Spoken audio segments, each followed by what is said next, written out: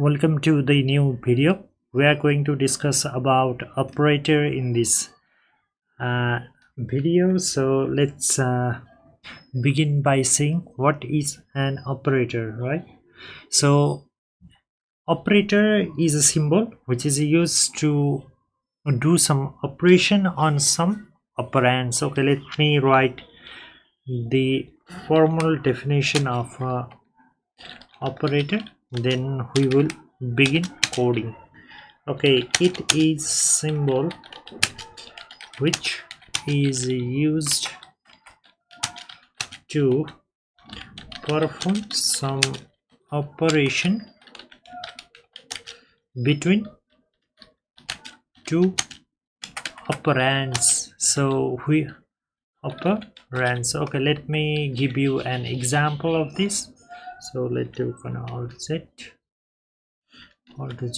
and let me give you the example of this. So if we do 5 plus 8, then this plus is known as operator, and these 2, 5 and 8 are known as operand. So operator operates on the operand. So plus is taking 2 operand, so there is there is also under operator where it takes only 1 operand. So we will discuss as we go along. Okay let me give 10 to A and let me provide B as 20. Then we introduce new variable where it puts A into A multiplied by B. So if we do this, so this one, if we do print C, so if we want to run the program, we need to just write Python and the name of the file .py. so here is our answer. So A into B is 200. That's easy. And this asterisk or this asterisk sign is a sign of multiplication in Python. So in our daily life we generally write multiplication like this, right? Multiplication, but in Python we'll use this asterisk symbol. So let me go through this operator. So in order to go through this operator, so there is known as plus operator. So and the second one will be a minus operator, right? It will subtract A from B, so it will be A minus B, that is 10 minus 20, that will be minus 10, right? So we have already seen multiplication, so this will be the division. So A divided by 2 is 10 divided by 20, that will be give me 0.5, right? So this is a 0.5. So next one is important because this is a new one, right? This is known as floor division. Okay, this is known as floor division and it drags your number down to the smallest integer. Okay, what do I mean by this? Okay, let me give you an example. Let me say 10 divided by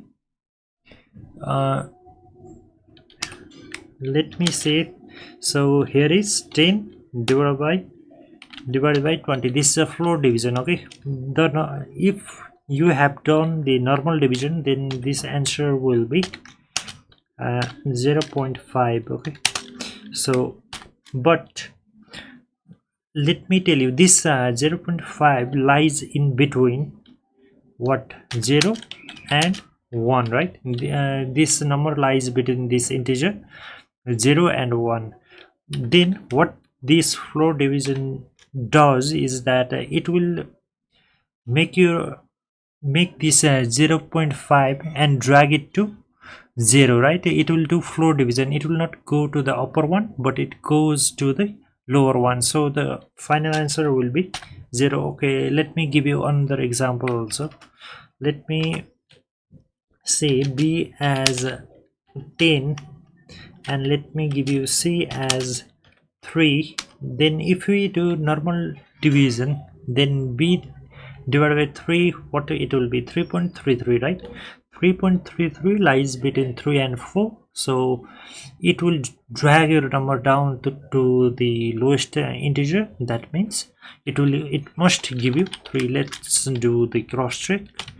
B divided by C, then it should give you 3. Okay, I hope this concept is clear. So let me delete this one. So let me move onto the modulo symbol. So okay, there is another operator which is known as modulo B.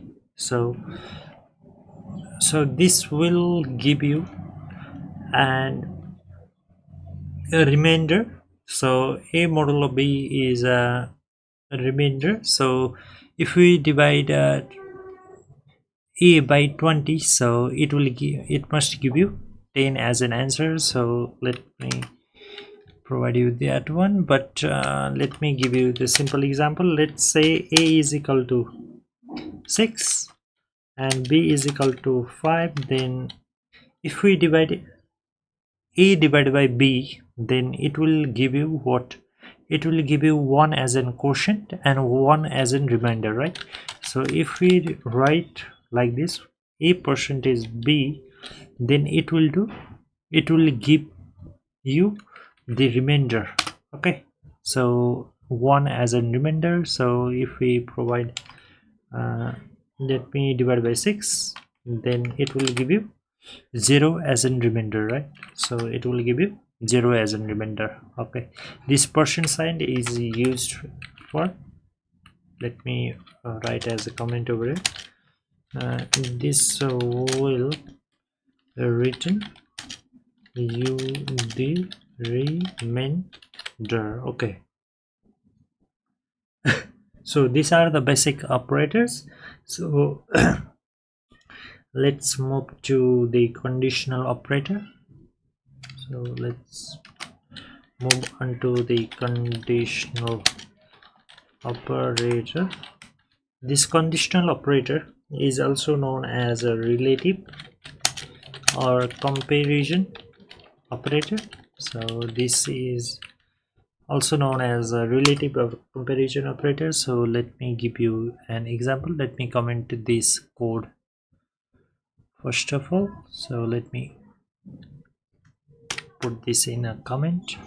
So okay, then let me give a as 20 and b also as 20. Then if I do anything greater than or equal to, okay, you need to write this in this sequence. You cannot write is like this, equal to and greater than. It is always written as a is greater than or equal to. Okay, a is greater than or equal to b. So it will check, is a greater than or equal to b? So it will say first of all greater than b. It is not greater than b, but it is equal to b, right? So it is true. So this comparison operator always produce you the boolean result. So it will provide you true as our output. So let me provide you a less than or equal to b. So what will be the answer of this operation? So you can guess it. So it also must be true, right? So there is an equal, so a and b are equal, so the answer must come as true. So let me run the program. So the answer is true. So this one might be quite confusing because we have used this one equal only. So this one equal symbol represent the assignment operator, so it will assign 20 to this variable a, right? So this 2 equals to means it will compare the value that are present in this variable a and b. Okay, so if these two values are compared, and if these two values are equal, then it will provide you the answer as true, otherwise it is false. In our case, these both values are true, so it must provide you with, it must print true in our case, right? So if I write this as 10, then it should give me false. So it is giving me false because a and the value contained in variable a and b are not equal. So these are the comparison operator. So let me move on to the uh, assignment operator, right? Assignment operator, we have already seen this assignment operator. Though we have seen this assignment operator, we will again see this thing. So there is known as assignment operator. So in assignment operator, there is equal to, and there is plus and equal to, and there is negative and equal to. So and there is a division and equal to also. Okay, so I'm not going through all of these one. So we will assign this 3 to a, and we will increase a by 1. So if we print a, so this must give me 4, right? So in order to do this simple task of adding just one number, you can also do this like this, plus equal to 1. What it does is it will first take a and add it to 1, and it will put that result again in a. Okay, so this will, what this will give you is this is already 4, this must give you 5, so answer is 5. So in order to subtract the number, there is a minus equal to 1. So what it does is it will subtract 1 from the a, and it will put that result again in a. Okay, so if we print this one, up to now the value of a was 5. Now in this case we'll subtract 1, that will be 4. So it will print, it should print you 4 as an answer. Okay, we're not going to do that division, you need to try it out by yourself. Okay, now we'll move on to the logical operator. So it consists of and, or, and not. So let me give you a as 3 and b as 4. So if we want to evaluate the two conditional statement, so let me tell you this thing. So we want to check whether the a is greater than 9 or not. So this is false in our case, and we need to check whether b is less than 9 or not. So in this case, this one is false, right, and this one is true. So for and both the operator needs to be true in order to get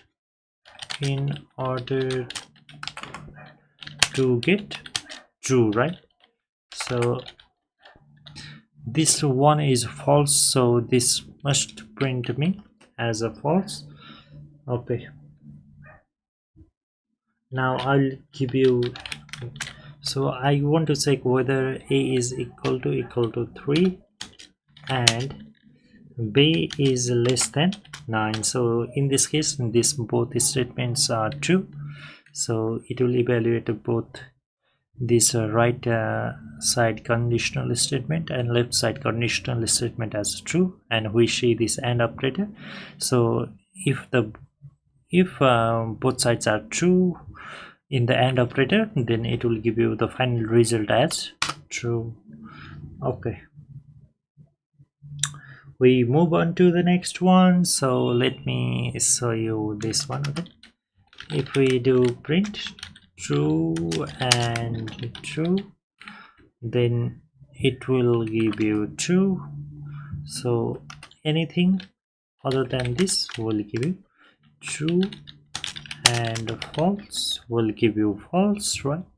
So it will give you false, and false will obviously give you false. Okay, now we move on to the OR operator. So let me do print a is less than 20. Is a less than 20? Right, true. Or a greater than 20. Okay, let me check this silly dummy example. So in this case, the first statement is true, but the second conditional statement is false, hence. And in OR, if any one of the conditional statement is true, then your entire statement will be true. Okay, the statement will be true. So in this case, since this first statement is true and we are adding these two statement by OR, so in this case it should give you true. Okay, let me move on to the next one, that's not. So print not of a less than 9. So is a less than 9? That's true, right? And this not will make it false, so the overall result will come as false. Okay, this one is a simple one. So let's move into the membership operator. Move on to the membership operator, that is in and not in.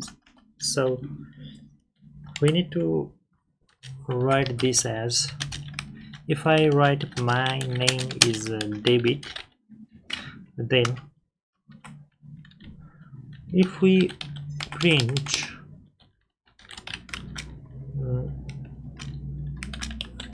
David in a, so it will source what it does is that it will look into this string a and see whether this David is present or not, and if it is present, it will give you the answer as true. Okay, it will provide you the answer as true. So it was easy. So let me say, is Joe is present in our string. So it looks into this string and it couldn't find this Joe, then the overall result will be false. Okay, overall result will be false. So this membership operator is usually used in set. So usually used in set. So let me give you an example. So let me provide a 1 2 3 4 and 5.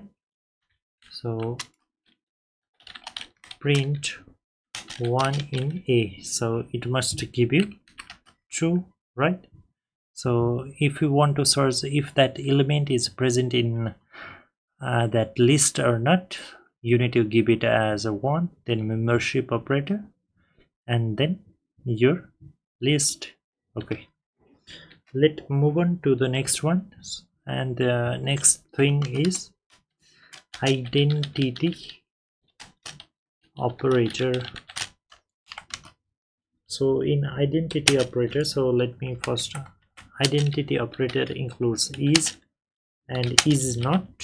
Okay, so let me make an list 1 comma 2 comma 3. Okay, then b is also 1 comma 2 comma 2 comma 3. Then what this is operator does is, let me first of all print if whether a is b or not. Okay, so let me first print this result. So it is giving me false, right? So what this is operator is basically looking is your location of your data. Okay, since the list is a mutable set and their location will not be same, but let me give you some simple example. Let me provide a as 20 and b as also 20, then it will provide me whether a is b or not. In this case, and this both this 20 will this 20 data will be present in the same location, right, for a and b. So it will give me as a true, right? This false is of this one, so let me comment this one. So this will give me as true. So in set or any other mutable operators, so we are not going to get this as true, but in this case we will get the answer as true. Okay, let me give you some example. Okay, let me convince you my point by using this id of a, and let me print id of b. So if I print the id of both of these string, then look at this, the end one is 11592 11592. These both IDs are equal, right? In fact, this is comparing this ID, right? This ID number, this two, since these two ID numbers are equal, so it is providing me the answer as true, right? So if I do the same thing over here also, so let me do one comment this one. So if I print the id of a and print id of b in this case, then what we will get, let me see. Look at this, the both this id are not equal, right? You can see it clearly, right? So after this is not equal. Okay, since this is the mutable thing, right? So these two id will not be equal, but let me check in a string, right? Let me provide a as Mohan and b also as Mohan, and if we check the id of this both on print id of a and print id of b, in this case it will give me the same id, right? So if I do a is b, then it will provide me the answer as true. Okay, I hope this is clear now. So we'll move on to the bitwise operator. So let me move on to bitwise operator. So it only use for integer. This bitwise operator is only used for integer value, right? It is only used for integer value, and it can change integer bit by bit. Okay, it will, and it change integer uh, bit bit by bit. Okay, let me write that first, and let me give you an example. Okay, a is 12, so let me take a as 12 and b as 13. So if I write this a as an in a binary form, so this 12 will be what will be 12? 1 0 1 0 will be 10, right? 1 we will add, then it will be 1 1 0 0, right? This one is a 8th place, this one is a 4th place, so this will be the binary. You can also use a binary calculator to find this binary representation of this integer. So binary form of this 13 is given by 1 1 0 and 1. So if we want to do the operation of not a, then it will just, what it does is it just flips this 1 to 0 and 0 to 1, so it will be 0 0 1 1. In this case this is 3, right? This number is 3, this is a 2 place and this is a 1 place, so it will give you 3. So let me print the result. So no, it will give you this is not this is doing you, this will give you the negative number. Okay, anything you provide, it will give you the negative number. So print a, so it will provide you the negative number. Okay, let me first of all, let's not focus on this one, so let's go into a and b. So if we do a and b, then it will do bitwise ANDing. So if both are 1, then it will give you 1, so it will be 1 1 0 0, so it must give you 12 as an answer. So it will give you the 12 as an answer. And there is a next operator for or, that's a or b. So if you want to print the result over here, so it will give you, if any one of these bits are 1, so 1 0 will give you 1, 0 0 0 1 1 0 1, that will be 13, right? So this is our bitwise operator. So I want to make sure that whether this one b, what it does is just it will is doing negative 14. So I'll give you this as a homework to explore on your own, whether this what this is doing. So if you could find what it does, so please put your comments in this video. So don't forget to like and subscribe the channel. So this much is for today. So we'll discuss about the next topic in our next video. So have a nice day and goodbye.